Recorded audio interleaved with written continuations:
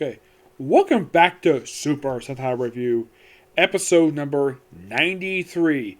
Sorry it's been a month, but I watch a lot of anime. That's mainly the reason for it. So, what Sentai I'm viewing now? Dai Sentai Goggle-V. It also has the Roman numeral V with it.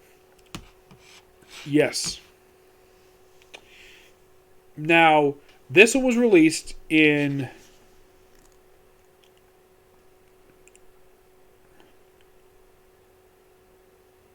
1982.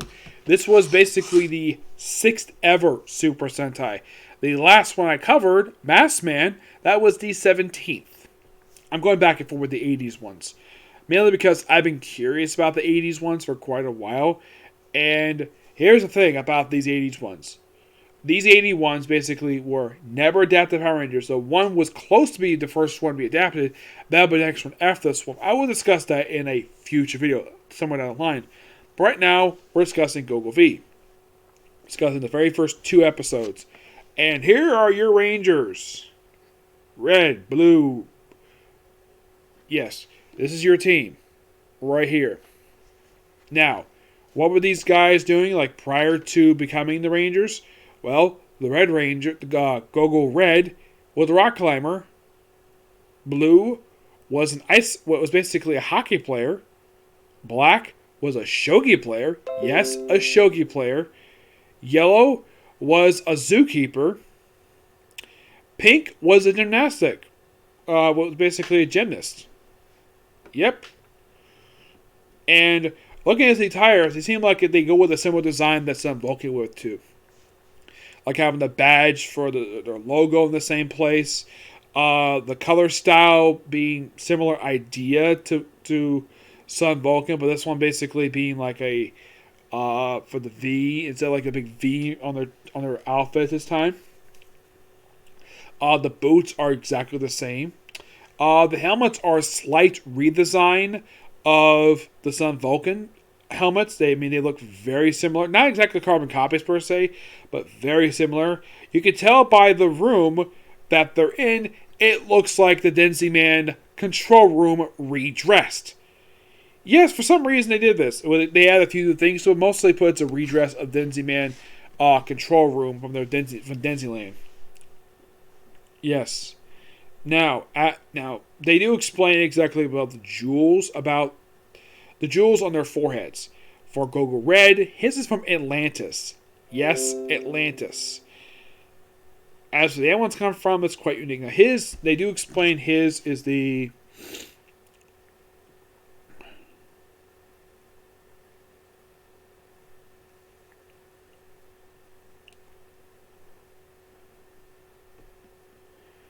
let's see, blue. Oh, actually, black. Actually, he's considered the second one.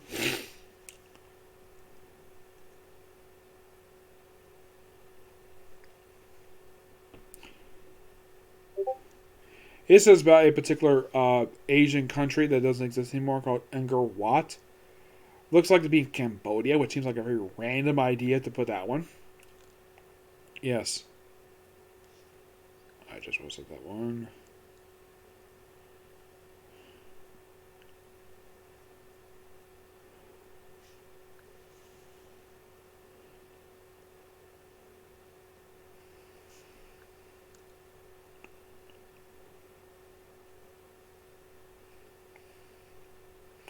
The hockey player, who is actually the blue, his is sapphire, his is for Egypt. Okay.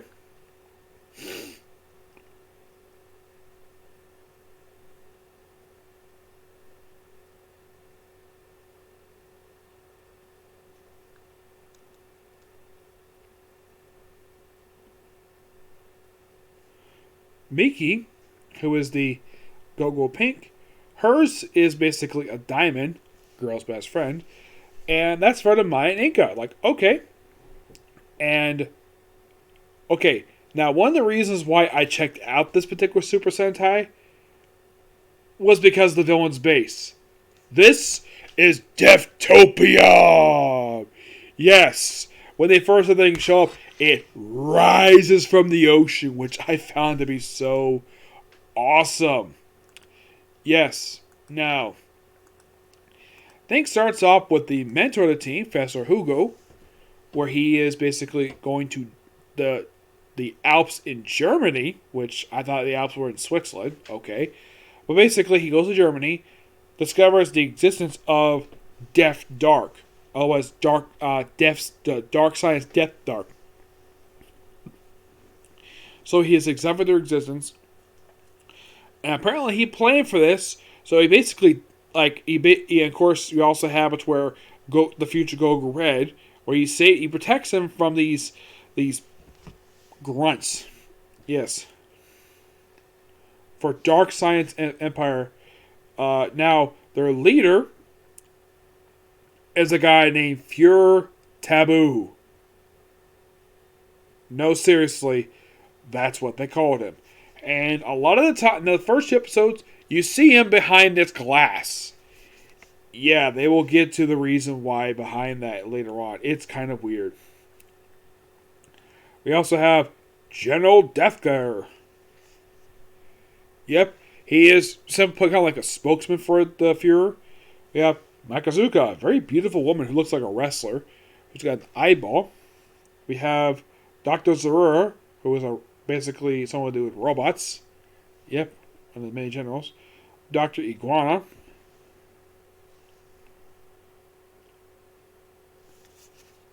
Let's see.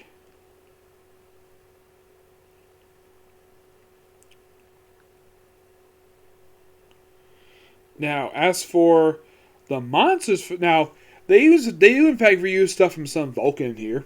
Oh yes, definitely. It's like watching this. It's like wow. Okay, so the two monsters they have here first is Sisha Muzo, who is a very clumsy monster and such a weak creature. Like my gosh, wow. The other one that pops up in here is Bird Muzo, who, get this, basically when he first shows up in episode 2, he comes out of a cardboard cutout of the Iron Claw base from Sun Vulcan. And he, from looks, it looks like he actually has the claw that the Hell Saturn had in the previous show. Yeah, I'm like, what? Okay. So I have to be at the grunts for this season, which, let's see, the grunts here. Who are the grunts? They're not getting much of a name per se, if I can find their name here.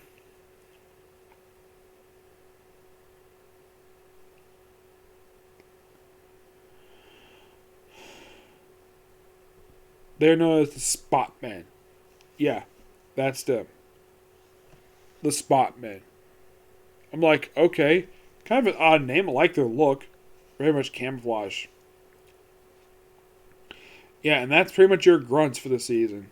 Oh yeah, definitely.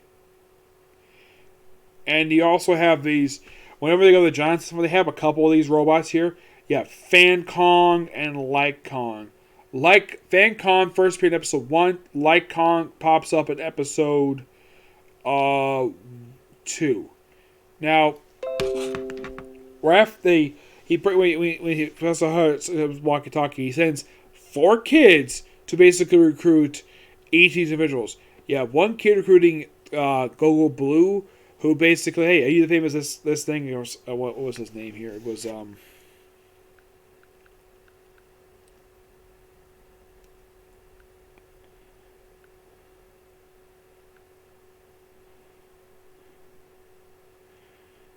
now the names of these rangers are Kenshi Alma, that's Goggle Red. Kenpai Kuroda, that's Gogai Black. Saber Alomia, that was Goggle Blue. Fushi Kujima is Goggle Yellow. And Maki is, of course, Goggle Pink. And, of course, they send them to various places. Like, of course, Blue is ice skating. Yep. Black is, well, playing shogi, which kid is apparently very good shogi. And and of course, they have Maki, where she's practicing her gymnastics. In the case of Kaji, he's like doing his job. and they'll take these red telephone booths, yes, red telephone booths, and these kids just press a button on their giant, humongous bracelet, which has the V on it for Goggle-V. And all these guys drop down, and then, of course, they're about to see about Dai Sentai Goggle-V, and apparently, like, maybe something cut here from basically from script, where if they were against this, they apparently, like, agreed to it right away. They put on the bracelets, and they go out and fight the Spot Men. When Devtopia, like, oh, like, okay, let's have it where the Dark Side's Empire, well, apparently they find that, oh yeah, people know about us. Let's go public. Rise above the ocean. And it's near a freaking beach of all things. Yes, a beach. And it goes on a rampage, sends out a monster. Surprisingly, they don't have the characters fight this particular thing yet. Not yet. I read a line they do fight later on. So, they fight the shell creature, which he's pretty easily, and they basically beat, and of course they use various gymnastic things, like one's like hula hoop, like one's kind of like a sword, fencing swords, like various Olympic style stuff. I'm like, okay, yes. So they use the ribbon, yes, a ribbon, to basically beat up the monster, and after various like mini things that really don't should affect it at all, eventually is defeated via the Goggle Flash, which simply looks like a giant V, hits the creature, knocks him down, and then of course Furutabu is like, send a robot! Sends out a robot, revives the dead creature, teleports it to the actual creature, to the robot, and operate it as a mech. I'm like, okay, so we're going with the Battle Fever J type of thing, with having the robot being the giant, and they have the monster stuff go giant. I'm like, okay, we'll go back to that. Not really sure why they went back to that. I thought they basically stopped doing that with the end of Battle Fever J. But no, back doing this for some reason. I do not know the reason for this at all. And then we summon the Goggle carrier thing, which is called the Goggle Caesar. Yes, the Goggle Caesar. And this I thought was quite stupid about this. Okay, so we have it where red, blue, and yellow get their individual swords. But black and pink, nope, they're stuck driving the carriage, the carrier sword. I'm like, what the heck is this? And we show the cockpits. And when I saw the cockpits, I'm like, wait, this looks exactly like the Sun Vulcan cockpits for their swords, except this is a redress of that. Yeah, they pretty much just took the cockpits from the Sun Vulcan swords, and they pretty much redressed them for this, which I thought was kind of dumb. And then when they call for their, I think it's called the Electric Galaxy Slash, which is a very similar type move that the Sun Vulcan used. Even the same little arm movements they have to do for some reason. I'm like, really? Why the heck are we copying Sun Vulcan now with that? Yes, so far, we're just copying Sun Vulcan here for no apparent reason. Oh, by the way, how to beat the monster? Slice in half. Yep, Sun Vulcan. Actually, I think Denziman did pretty much the same thing too with that one, where they cut the creature in half. Well, at first they would behead the creature and then chop in half. Here they just went straight chop in half. And then, of course, they meet one of the generals in the very next episode, and then they're called to retreat to kind of detail about the Dark Side's Empire. Well, apparently they're responsible for destroying all these civilizations. I'm like, wouldn't you detail this last episode? And this is when they found, oh, the leader is a guy called Furutabu. How the heck did he know this? Don't know. I'm like, there's not much information when it comes to that. And then, like, after they beat the monster, he decides, like, okay, I'm going to watch the silence. I'm going to leave. And you're not going to see me again until toward the end of this. No, seriously. He does not come back until the Pendulum episode of Goggle-V. And I'm like, who the heck would be in charge? Like, how can you have a mentor without the mentor being around? Now, Live Man would do the same thing basically several years after this, but at least that character freaking died. This guy just ups and leaves. Yeah, seriously, he just leaves. Presumably his scientists that work for him to be in charge of the place. Where does he go off to? Who the heck frickin' knows? Probably find out when he comes back.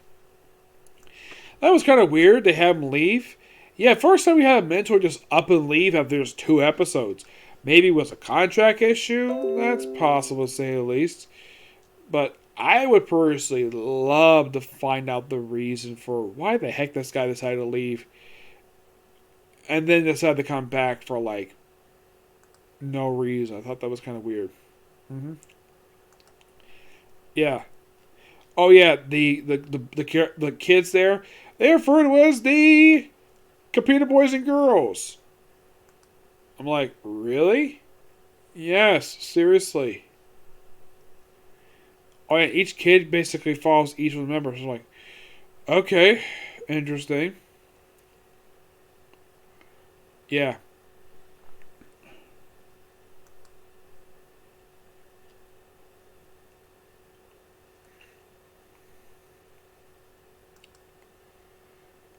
Yeah. I'm definitely looking forward to other appearances when these characters first show up in here. Mm-hmm.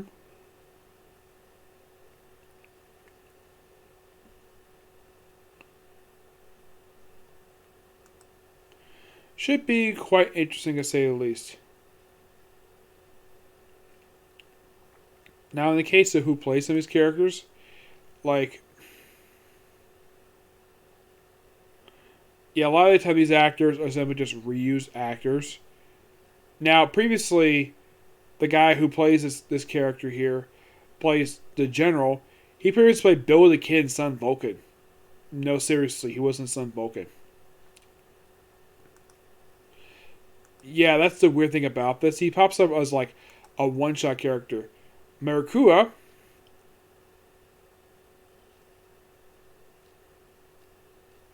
who at the time probably was a very lovely woman.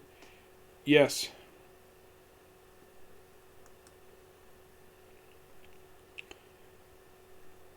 I would say she's probably in her 50s, probably say. Yeah, for some reason, this is probably the only known character she's ever played. Fear of Taboo.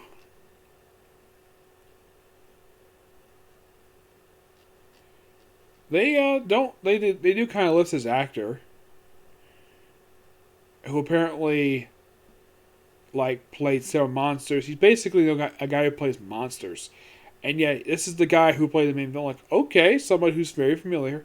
He played many monsters in Sun Vulcan, like many. He played a couple in Light Man. Mm-hmm. Yep.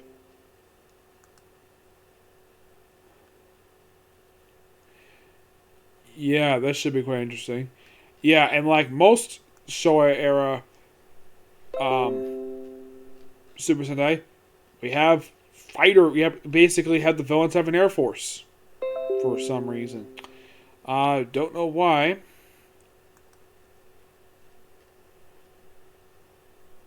They also have the Goggle-V's got individual machines, which they don't really introduce them. They just randomly like have them. We have a motorcycle, and we have a basically the cougar. Yes, a cougar.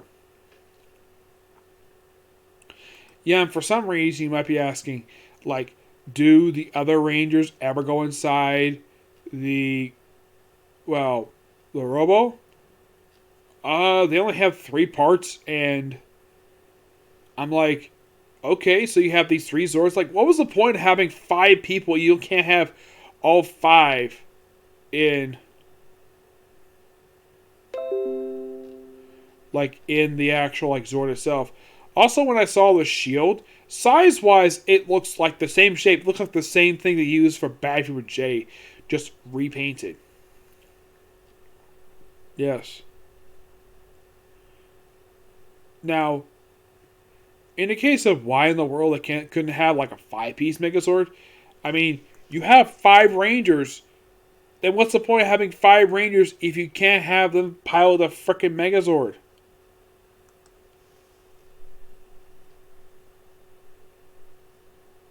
Yes, for some reason it's called that. They do that for some reason. It's almost like, wow, you bring in 2 other Rangers in, even though you had 3 last season, and you don't have them do anything when they have the Megazord fight. You don't have them in the Megazord. I'm like, why? Why the heck would you do this for? It's kind of dumb on their part. Oh yeah, definitely. I think it's dumb on their part. Mm-hmm.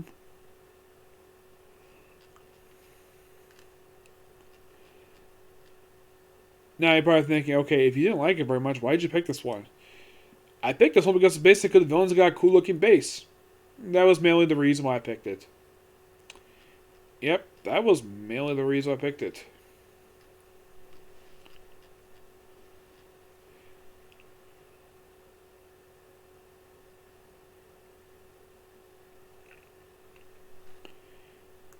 Yeah. So I'm definitely looking forward to watching the rest because it seems quite interesting of a run to do. Mm-hmm. So yeah, that's it for particular review. Stay tuned for my next review, which will be a comic, which I'll do a little bit. I'm taking a little rest of my voice for a bit, and I'll do a comic corner. Okay, next video. Bye.